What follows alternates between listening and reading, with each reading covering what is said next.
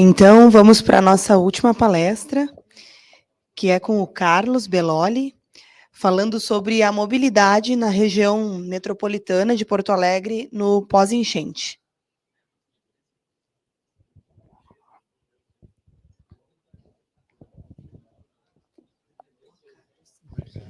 Deixa eu ver se ele desligou, se ele... Acho que está ligado. Aqui passa para... Ah, sim. Agora passa para frente e passa para trás. Só um minutinho. Bom, boa tarde a todos, boa tarde a todas. Enquanto acertam aqui o material, então eu vou me apresentando. Eu sou Carlos Belloli, sou superintendente de desenvolvimento comercial da Transurb. A gente aqui vai apresentar, a gente tratou o tema mobilidade no pós-enchente, né, da região metropolitana de Porto Alegre, mas aqui a intenção é demonstrar as ações que nós adotamos e a organização administrativa que nós adotamos para poder superar o desastre que aconteceu com a Transurb, a destruição que aconteceu nos nossos sistemas por conta da enchente de maio de 2024. Pelo adiantado da hora aqui, eu vou tentar ser bastante breve, né, aonde for possível. Então, tem várias informações da Transurb que vocês já receberam, né, hoje pela manhã, quando foi apresentadas as características da empresa. Eu vou passar meio rápido, então, essa parte. Claro que eu vou ter que relembrar alguns pontos vinculados à situação em si da enchente de 2024, sistemas que foram afetados, os diagnósticos preliminares que nós fizemos, como o que viabilizou o nosso planejamento para a recuperação e reconstrução da empresa. Tá? Mas vou tentar ser bastante breve aqui, porque o tempo passa muito rápido. Então, a Transurb, já apresentamos, né, a missão, que é promover a mobilidade urbana, a visão, que a gente busca ser uma empresa estatal referência em mobilidade, transporte público rápido, acessível, seguro, contribuindo para a preservação do meio ambiente, e os valores aqui que nós buscamos imprimir nas nossas relações de trabalho e nas nossas relações com a comunidade. Também ainda informações preliminares, onde nós estamos localizados no sul do Brasil, nesse eixo da região metropolitana, passando por 6 municípios, né, e com as características que foram apresentadas pela manhã: 42,9 quilômetros de extensão na nossa empresa, 22 estações mais o aeromóvel, operamos das 5 da manhã às 23, em períodos de normalidade. Não é o que está acontecendo hoje, né? Hoje nós ainda operamos apenas até às 20 horas o serviço de trem completo, fazemos a complementação de transporte por ônibus da estação Matias Velho até a estação Mercado a partir das 20 horas, e nos domingos o dia inteiro com complementação de ônibus para podermos viabilizar a recuperação da nossa via permanente. Carregamos em 2024 20 milhões de pessoas, desses 20 milhões, 9 milhões foram no período que nós denominamos trilhos humanitários, onde nós transportávamos primeiro de Novo Hamburgo até Canoas, depois conseguimos estender em setembro até a estação Farrapos, e depois em setembro até Farrapos e dezembro até Mercado. A comparação com 2023 ela é bastante marcante, né? Em 2023 foram 31 milhões de pessoas que utilizaram o nosso sistema, 10 milhões a menos, né, no ano seguinte. Nossa média atual é 87 mil passageiros dia. Ontem nós carregamos 90.400 e alguma coisa, né? Acreditamos que até no próximo mês a gente consiga chegar aos 100 mil passageiros, retomando a operação completa via trem e abandonando a necessidade de transbordo e utilização alternativa do transporte rodoviário. Valor, então, R$ 5,00 da nossa tarifa, que foi reajustada agora em julho, antes era R$ 4,50, e temos integração tarifária com os ônibus de Porto Alegre e com as linhas de ônibus de Canoas. Não temos integração tarifária, apenas operacional com os demais municípios. Essa é a nossa estrutura organizacional, nosso organograma. É importante demonstrar isso para que possa se verificar que a nossa estrutura é uma estrutura verticalizada, e isso apresenta algumas dificuldades para o andamento processual, né, de aquisições, de compras, de contratações, e essas dificuldades que precisaram ser superadas para a gente poder viabilizar todas as contratações e aquisições para recuperação e reconstrução da Transurb. Aqui a mancha da enchente, né? E aí só lembrando alguns momentos bastante importantes com relação à enchente do ano passado. E no meio do mês de abril começaram as chuvas intensas no Rio Grande do Sul inteiro. No final do mês de abril, nós já tínhamos 77 municípios atingidos pela enchente e já tínhamos muita situação de desalojamento. No início do mês de maio, no dia 3 de maio, já eram 153 municípios atingidos e começaram as mortes em decorrência da enchente. No dia 3 de maio, o nível do Guaíba chegou a 4,77 metros, que foi quando as águas começaram a invadir aqui essa parte depois da Castelo Branco, ali da avenida, que funciona como uma barreira em relação ao Guaíba. E no dia 3 foi quando se tomou a iniciativa de retirar todo o material rodante do pátio da Transurb e levar para nossas vias elevadas para que não fossem atingidos pelas águas, e se demonstrou que foi a decisão mais acertada de todo o processo, porque nós conseguimos preservar a totalidade do nosso material rodante. Os nossos 40 veículos praticamente foram... nós conseguimos evitar que eles sofressem danos. Tivemos problema com 4 veículos, né? Um veículo que já estava parado por conta do alagamento que teve ali na região da Farrapos, ele já estava parado em mercado, então ele acabou sendo atingido, e 3 veículos, 3 trens que estavam em revisão geral, completamente desmontados no pátio. Esses não teria como retirá-los do pátio.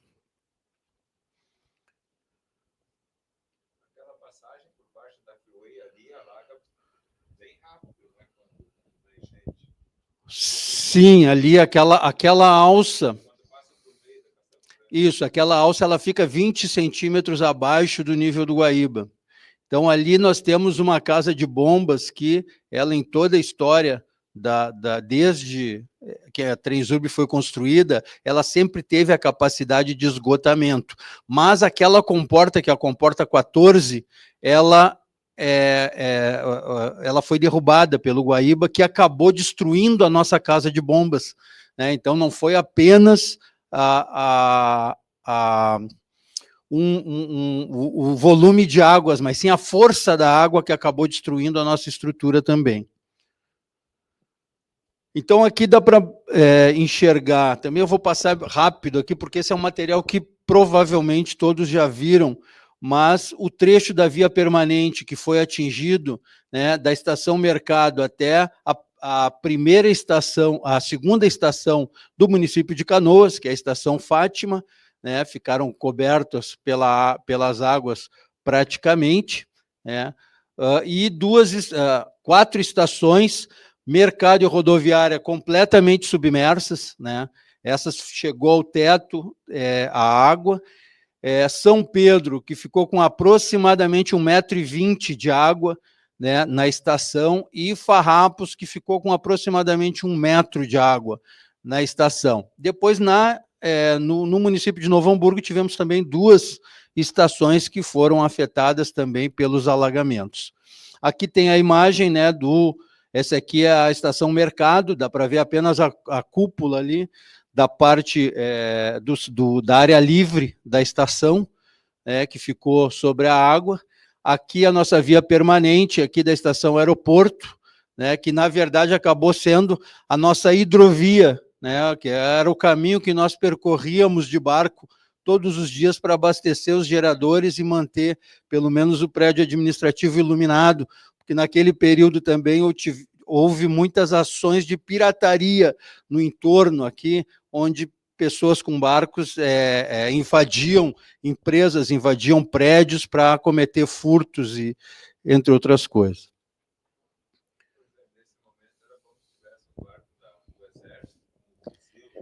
Tinha barcos do Exército, tinha barcos da polícia, mas era uma situação nova para todo mundo, não era uma situação para a qual as pessoas estivessem realmente treinadas para enfrentar. Isso, aqui é essa parte que tu comentaste, aqui é a parte da bacia rodoferroviária, que é a alça, as alças aqui da ponte do Guaíba, que ficaram completamente alagadas. Estação Mercado, completamente embaixo d'água. Estação São Pedro, aqui nós entrávamos de barco dentro da estação para poder retirar materiais e verificar as condições. A estação rodoviária também, aqui a estação rodoviária, ela, na verdade, ela fica praticamente 2 níveis abaixo desse local aqui, então ela também completamente submersa. Nossa via permanente aqui é a nossa subestação Farrapos, nós perdemos, então, 2 subestações e meia nesse processo da enchente, a subestação Farrapos, Santos Pedroso, que fica aqui próximo do prédio administrativo, a subestação Fátima, que ambas foram alagadas e perdidas completamente, e a subestação São Luís, que por conta da umidade, no momento de reenergizá-la, acabou gerando um incêndio, um incêndio parcial que acabou dando alguns problemas parciais na subestação. Aqui, então, nosso pátio de manutenção. Mais uma vez aqui a estação, o mercado público, a estação Mercado. Nossas oficinas, aqui nossas oficinas. Aqui, como eu dizia, nós passando de barco, as nossas equipes chegando de barco, passando pela estação aeroporto, chegando nas oficinas para abastecimento do GGD e outras atividades, O primeiro diagnóstico, então, ele foi feito, inclusive, nós locamos um hotel para poder reunir as nossas equipes técnicas e fazer o primeiro diagnóstico. Esse diagnóstico foi feito quando ainda estávamos embaixo d'água. Então, por isso, foi um diagnóstico preliminar, o primeiro diagnóstico, onde muitos sistemas foram considerados com perda total. E isso que gerou esses indicativos aqui, 12 subestações de abastecimento de energia, as 2 subestações de tração, mais metade da outra, e mais subestações de média tensão para abastecimento de estruturas físicas, 57 bloqueios perdidos, 2 grupos motopropulsores do aeromóvel, 3 veículos rodoferroviários. Depois que nós conseguimos chegar no pátio, nós identificamos que foram mais do que 3 veículos, na verdade, 15 escadas rolantes, 4 automóveis, 10 elevadores, edificações imobiliárias. Naquele momento nós consideramos que as edificações todas precisariam ser restauradas, porque nós não tínhamos como nós dissemos, ainda estávamos embaixo d'água, não tinha como fazer uma avaliação mais concreta. 7 salas de equipamento de telecomunicação e sinalização. Casas de bomba, nós sabíamos que tínhamos perdido a casa de bomba da alça da ponte, mas nós temos outras casas de bombas também que não conseguimos avaliar naquele momento. Aparelhos de mudança de via, 51 aparelhos de mudança de via, 35 sinaleiros de via, Estimativa inicial, então, de necessidade orçamentária para a recuperação e reconstrução da empresa, 498 milhões de reais. Com base nessa informação, então, parte-se a Brasília para tentar conseguir orçamento. Retorno de Brasília, nós viabilizaremos o orçamento necessário para a reconstrução da Transurb, mas temos a clareza de que não será possível executar essa totalidade de orçamento no ano de 2024.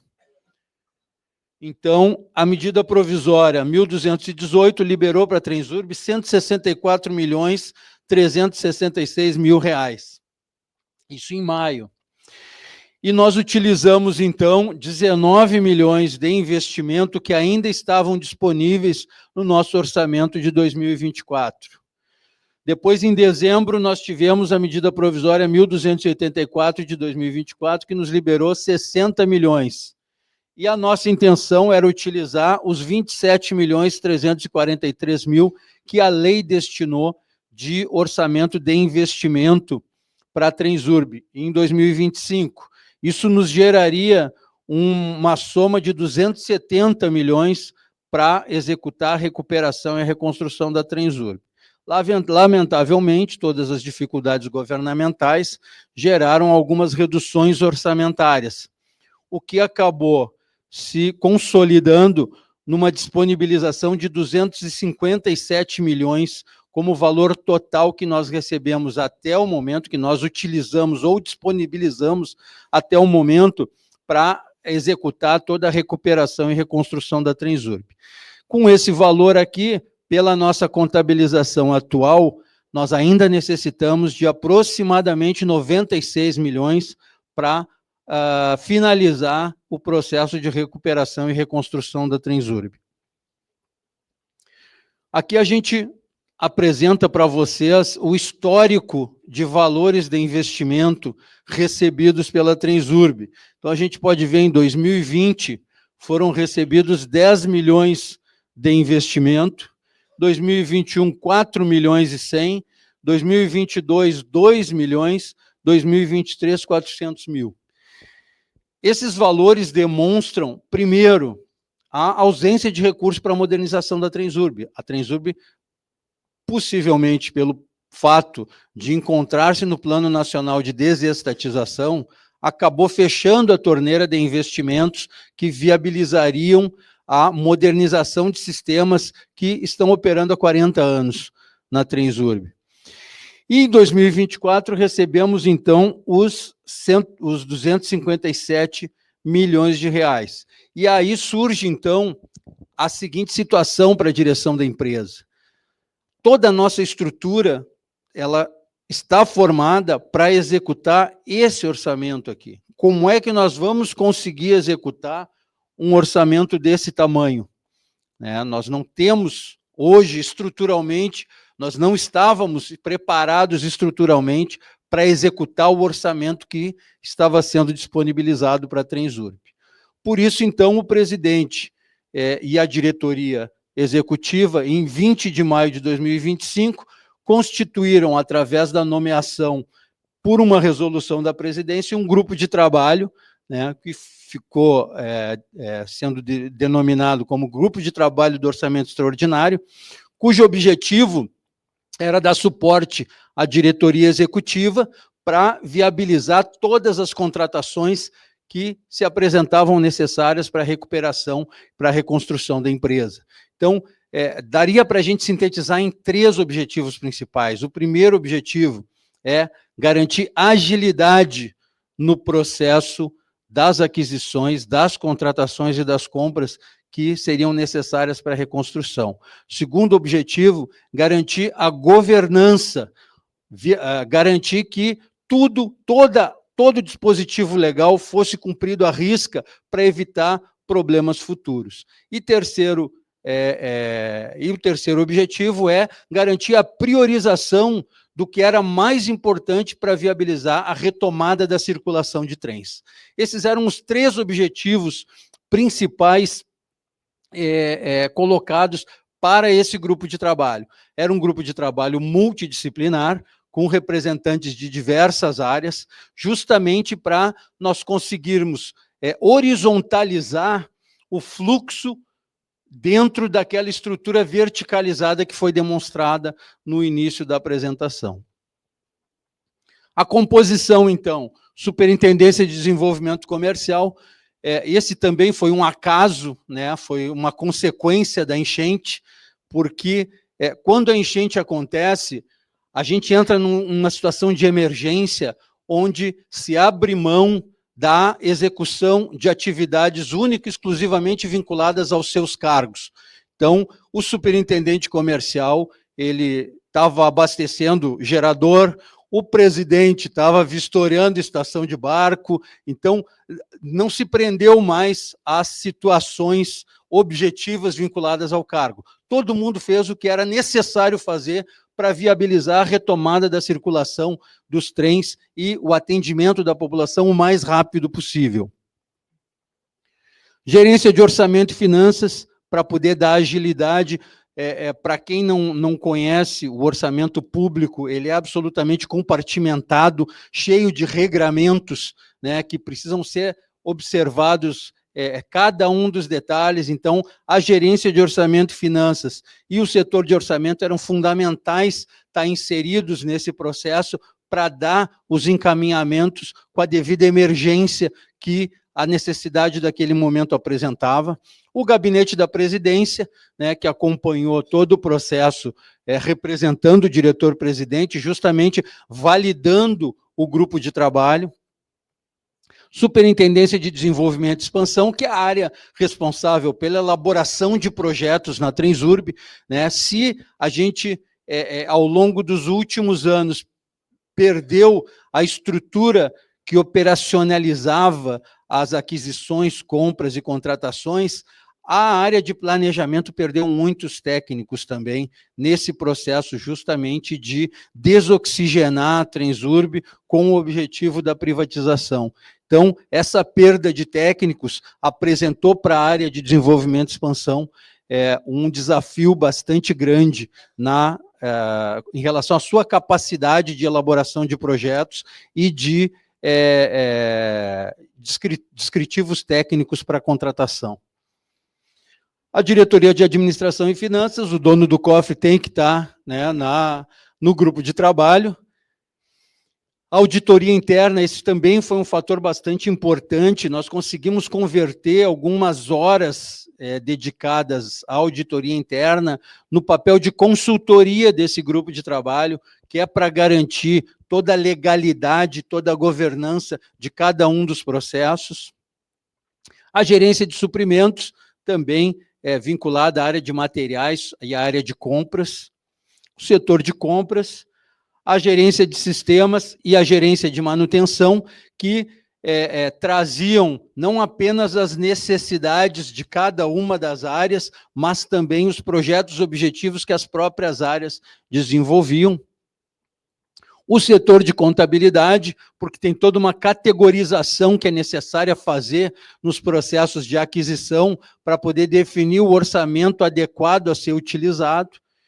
E a gerência jurídica, que garantia a legalidade e as alternativas legais para agilizar o processo e para viabilizar uma maior efetividade, porque a preocupação que a gente tinha, que era bastante grande, nós tivemos as medidas provisórias que nos viabilizaram o orçamento. E o governo federal, ele em maio ainda de 2024, ele publica a medida provisória 1218, que reduz os prazos de contratações para a administração direta, de forma a dar um atendimento mais emergencial às necessidades emergenciais da enchente. Entretanto, essa medida provisória, ela não pôde ser utilizada pela administração indireta, que é o nosso caso. Então, os nossos prazos de contratação continuaram sendo os mesmos, né, chegando a 45 dias úteis de publicação de um edital para a contratação de um serviço de engenharia. Então, isso nos dificultou barbaramente a vida e nos colocou, inclusive, questionamento se nós conseguiríamos executar todos os projetos, né, que nós precisávamos executar, porque também essa medida provisória que nos disponibilizou o orçamento extraordinário dizia o seguinte: nós tínhamos que gastar esse dinheiro até 31 de dezembro, ou nós perdíamos o dinheiro. Então, tudo corria contra nós nesse processo. Então, esse grupo de trabalho que foi formado procedeu primeiro ao processo de planejamento e estruturação das ações. Primeira coisa que nós fizemos, que foi inclusive através do empréstimo de uma sala do CREA, né, onde nós realizamos a primeira reunião do grupo de trabalho, porque a nossa sede ainda estava embaixo d'água. Então, a primeira reunião que nós fizemos foi o levantamento de todos os projetos em elaboração, né, ou que já estavam elaborados, para nós podermos estruturar um sistema de controle e de gestão do plano de recuperação e reconstrução da Transurb. Então, foi possível nós estruturarmos esse sistema, iniciando pela codificação de cada um dos projetos, né? Porque a Lei 13.303, que é a Lei de Responsabilidade das Estatais, ela alterou a lógica de funcionamento e gestão da administração indireta, retirando uma grande parte da autonomia que as diretorias executivas tinham antes dessa lei, né? Então, todo e qualquer projeto que não esteja vinculado ao funcionamento da empresa, que esteja vinculado ou à modernização, ou à recuperação, etc., ele tem que ser aprovado pelo Conselho de Administração. E o Conselho de Administração ele se reúne uma vez por mês, né? Então, nós precisaríamos codificar cada um desses projetos para que o Conselho de Administração administrasse a elaboração, execução, contratação, etc., de cada um desses projetos. Então, nós codificamos todos os projetos identificados, categorizamos esses projetos nos grupos de sistemas da Transurb, né, energia, sinalização, via permanente, estruturas físicas, veículos, equipamentos. Identificamos a priorização desses projetos, porque como o nosso objetivo era viabilizar o mais rápido possível a retomada da circulação do trem até Porto Alegre, haviam alguns projetos que não interferiam, que não contribuíam com esse objetivo, contribuíam, por exemplo, com o objetivo futuro de qualificar a manutenção, retomar a manutenção, por exemplo, a aquisição de algumas ferramentas, alguns equipamentos de manutenção. Isso não inviabilizava a operação até a estação mercado, mas era necessário adquirir. Então, isso definiu de que forma nós priorizaríamos cada um dos projetos. Tipificação contábil também, para atender essa compartimentação do orçamento público, né, definindo o que é orçamento de custeio, o que é orçamento de investimento, o que vai utilizar o orçamento da lei orçamentária anual, etc. Classificação legal, né, de que forma vai ser realizada essa contratação ou aquisição, se vai ser através de dispensa, se vai ser emergencial, se vai ser por inexigibilidade, se vai ser por SRP, que é a registro de preços, né? Se será por pregão ou pela Lei de Responsabilidade das Estatais, a Lei 13.303. E, a partir daí, foi possível dimensionar no tempo. Com todas essas informações, nós conseguimos identificar qual seria o tempo necessário para o trâmite administrativo de cada uma dessas contratações. A coordenação, como eu disse, ficou com a Superintendência de Desenvolvimento Comercial por uma situação objetiva da necessidade daquele momento, ou seja, não há um vínculo objetivo com relação ao regimento da empresa, o vínculo era com a necessidade momentânea. Nós padronizamos 2 reuniões diárias desse grupo de trabalho, realizamos mais do que isso, na verdade, porque haviam semanas que se identificava algum gargalo, a gente teria que reunir mais de uma vez, né? Em cada uma das reuniões, nós pegávamos projeto por projeto, analisávamos o status em que ele se encontrava, cobrávamos prazos das áreas dos envolvidos, viabilizamos a padronização de documentos e notas técnicas. A gente sabe que, apesar da gente buscar uma padronização ao máximo nos locais, cada área tem a sua cultura e a sua forma de fazer as coisas. Então, nesse processo emergencial, a gente conseguiu uma evolução bastante grande no que diz respeito à padronização e notas técnicas das áreas. Buscamos e conseguimos a redução do tempo de tramitação entre as áreas. Tinha muita coisa que nós resolvíamos na reunião. Hoje pela manhã foi dito do sistema UAU, né, onde uma área manda ao fulano, o fulano devolve dizendo ao fulano, pedindo mais informações, aí manda dizendo ao fulano, está aqui as informações. Isso vai e volta, e é tempo que se perde com isso. Muitas coisas nós resolvíamos na própria reunião, muitos encaminhamentos, e identificação de gargalos e elaboração de planos de ação. Tu tem todo o processo, então, de elaboração do projeto, depois tu manda para a área de compras fazer balizamento, depois volta com o balizamento para finalizar o projeto, depois volta para a área de contratos, etc, etc. A gente conseguiu identificar os gargalos. Por exemplo, a nossa área de compras, ela não estava preparada para uma demanda desse tamanho. Quando identificamos que a área de compras não poderia, não conseguiria dar conta de toda a demanda, nós montamos uma força-tarefa, pegando profissionais de outras áreas para executar as atividades dos pregoeiros, né, alguns que já tinham curso de pregoeiro. Então, em cada momento, cada fase, a gente foi identificando os gargalos e adotando ações que pudessem superar essas dificuldades. Alteramos o fluxo de contratação também para ganhar mais agilidade. Como eu disse, aquilo que partia de uma área para outra área, esperava outra área devolver, a gente enviava para 3, 4 áreas ao mesmo tempo, as áreas davam um retorno na própria reunião.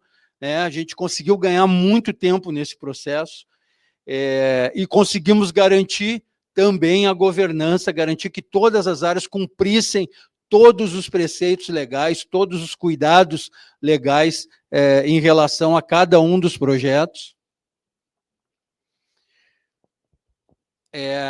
A direção da Transurb reuniu com todas as áreas técnicas para definir os marcos de retomada da circulação.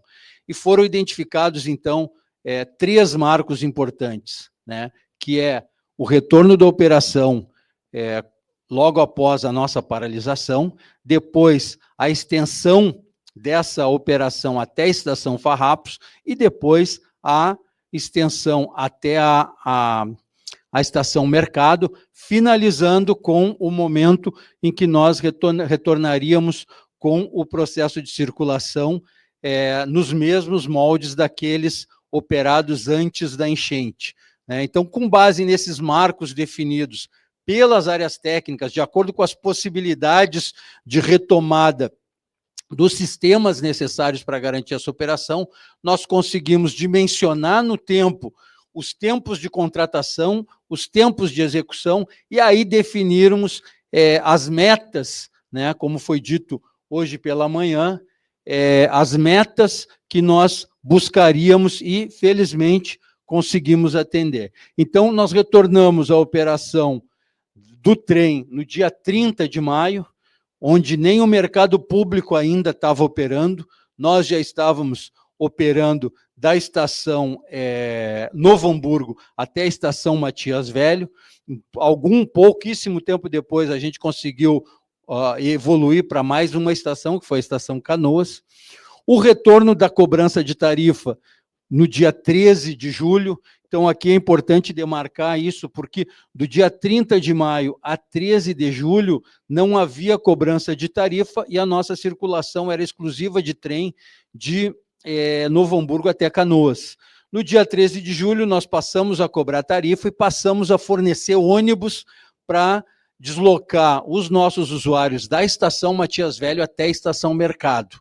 Então, no dia 17 de julho, nós passamos a atender a necessidade de deslocamento da região metropolitana de Porto Alegre, ainda que não estivéssemos em condições normais, mas o percurso nós conseguimos realizar com a utilização dos 2 modais, o ferroviário e o rodoviário. Chegada em Farrapos, mercado e retomada da operação. Então, Farrapos, como a gente disse, né, nós identificamos que todos os processos administrativos de contratação e de execução permitiriam a chegada em 20 de setembro e conseguimos executar, e em mercado em 24 de dezembro e conseguimos executar. A nossa meta é que em janeiro de 2026 nós estejamos já operando nas condições que nós operávamos antes da enchente. O diretor de operações está bem otimista, acreditando que vai ser possível antecipar essa meta, né, e a gente conta com isso. Esse grupo de trabalho, então,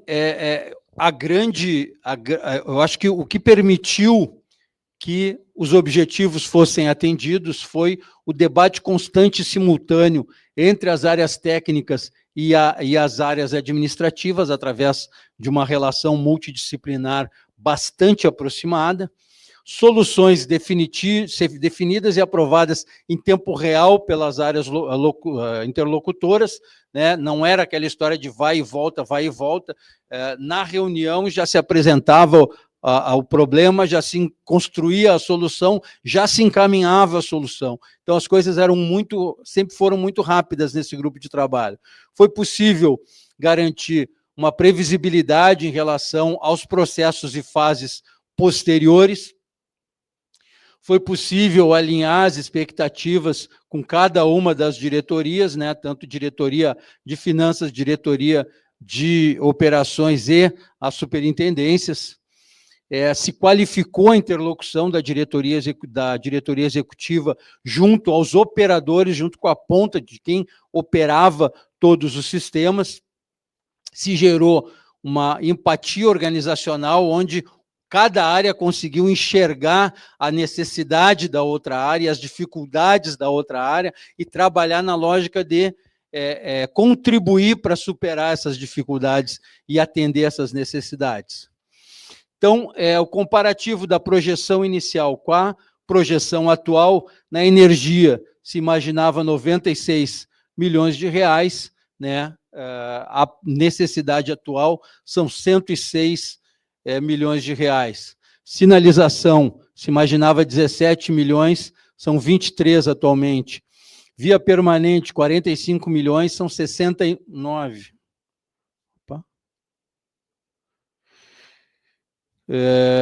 Ferramentas, instalações, 9 milhões, 26. Ferramentas, 52, 75. Bilhetagem eletrônica, 831, 760. Serviço de transporte complementar, 12 milhões, 14 milhões e 600. Aeromóvel, naquele momento inicial não se havia dimensionado o valor de retomada, e já se identificamos que é em torno de 38 milhões, então chegamos a 354 milhões, né, a nossa necessidade para a recuperação completa do trem. Aqui é para ter uma ideia da quantidade de procedimentos licitatórios realizados. Antes da enchente, 165, durante a enchente, 295, e hoje, 166. Aqui a quantidade de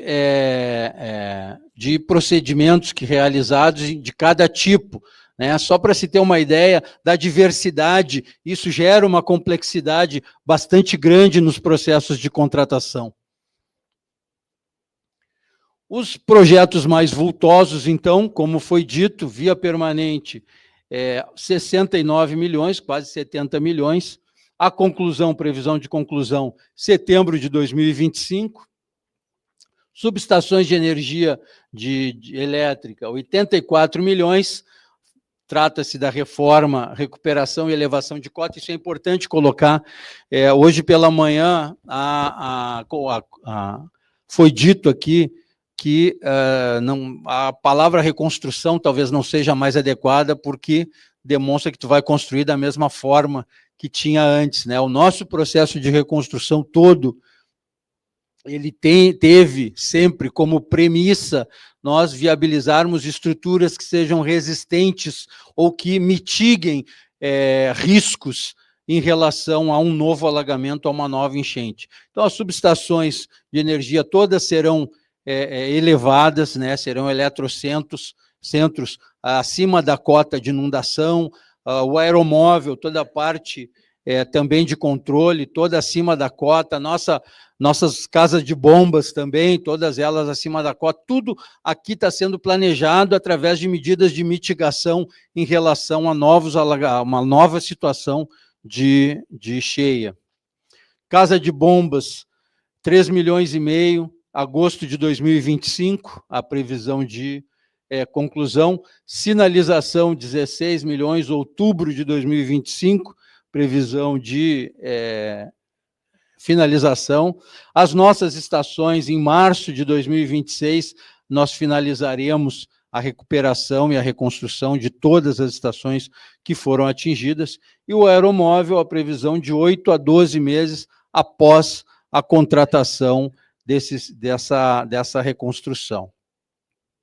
Os aprendizados, então, que esse processo nos trouxe: visão e atuação sistêmica sobre projetos, né? Hoje, os nossos tempos de contratação, depois desse momento emergencial das cheias, já estão muito reduzidos em relação aos que eram praticados antes da emergência.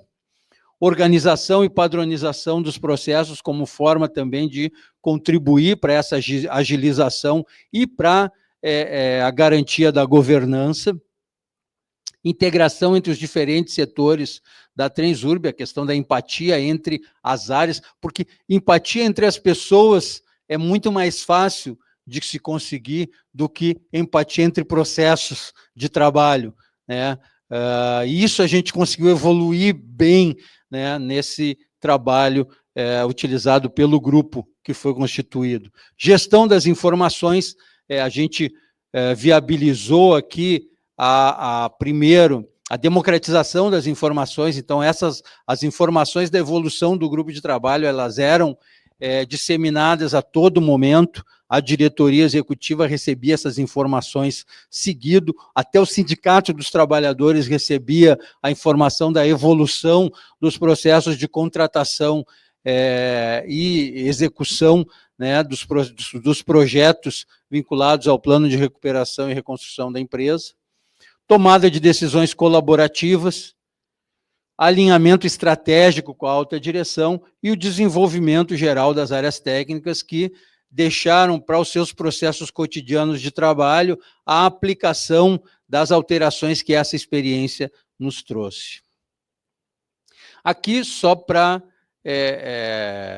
colocar o que nos motivou, o que nos motiva, né, a garantir a execução desses processos o mais rápido possível, a retomada da circulação o mais rápido possível, a evolução da demanda de passageiro, onde a gente tem aqui 118 mil passageiros lá em 2020, no início de 2024, logo após, na retomada de cobrança de tarifa, 60 mil usuários dia, 75 mil era nosso carregamento lá em outubro de 24, né? 93 mil em abril, nesse momento, 87 mil. A gente teve uma queda bastante acentuada nesses meses de frio, junho e julho, tivemos uma queda bastante acentuada da mobilidade na região metropolitana. Agora estamos nos 87 mil, rumo aos 100 mil, né? Se tudo der certo, no próximo mês já.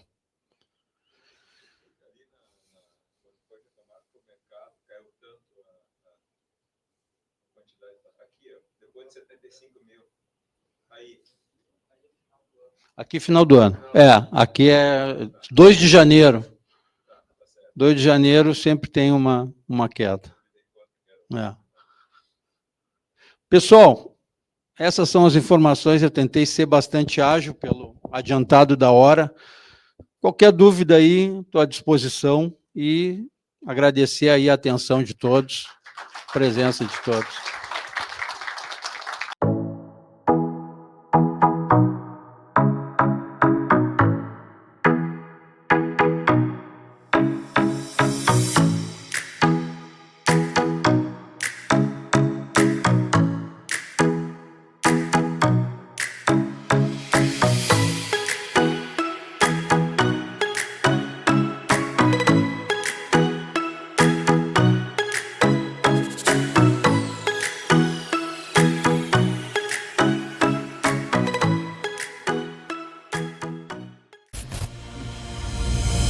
Brasil terá déficit de 530 mil profissionais de tecnologia até 2025, mostra estudo do Google. Déficit de engenheiros no Brasil chega a mais de 75 mil profissionais.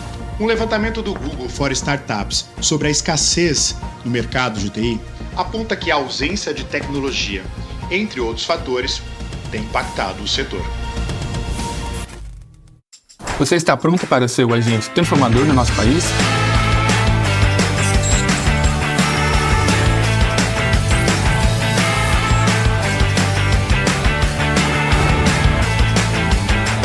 Nosso futuro é feito de pessoas se comunicando e capacitando umas às outras para fazer mudanças reais em nosso país.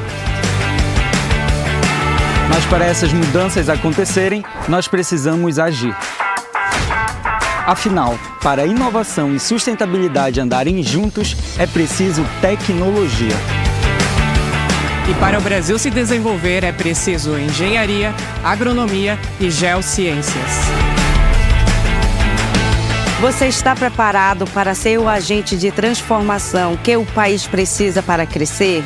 Te convidamos a caminhar com a gente em direção a um novo momento da nossa profissão. Chegou a hora de nos transformarmos em protagonistas dos projetos que podem mudar a vida das pessoas do nosso país.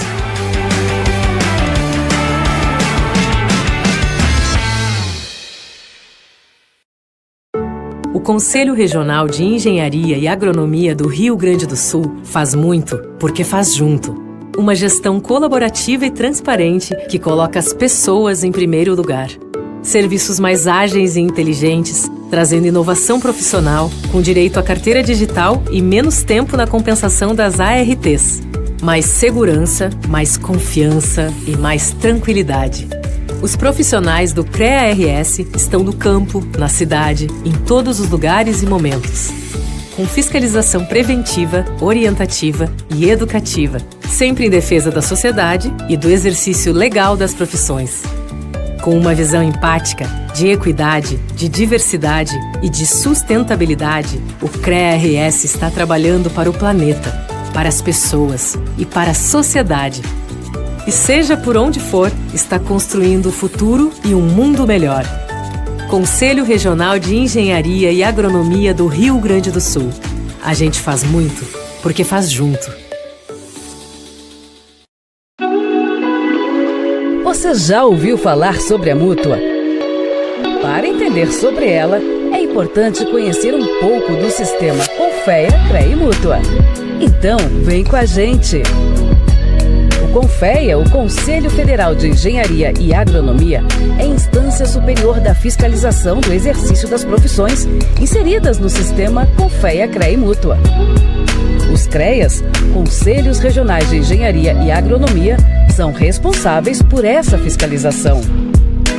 Juntos, atuam para o aperfeiçoamento das atividades das profissões da área tecnológica, garantindo a prática legal das atividades, valorizando o profissional e protegendo a sociedade. Com isso, chegamos à Mútua. Ela é a Caixa de Assistência dos Profissionais do CREA, criada em 1977 pela Lei 6.496, a mesma que instituiu a Anotação de Responsabilidade Técnica, a RT. A Mútua tem a missão de dar o suporte essencial aos profissionais para alavancar a carreira, aquele apoio necessário em momentos difíceis e para realizar sonhos. É um grande diferencial na vida dos profissionais da engenharia, da agronomia e das geociências. Poder ter acesso às inúmeras oportunidades que a Mútua oferece exclusivamente. E a Caixa de Assistência está aí para os profissionais do CREA de todo o país. Com a Mútua, investir no futuro e construir uma vida plena é muito mais tranquilo. Benefícios sociais, previdência complementar exclusiva, além de planos de saúde e convênios com grandes marcas.